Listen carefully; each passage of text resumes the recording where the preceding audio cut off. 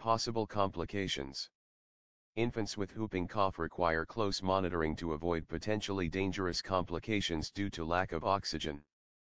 Serious complications include brain damage, pneumonia, seizures, bleeding in the brain, apnea, slowed or stopped breathing, convulsions, uncontrollable, rapid shaking, death.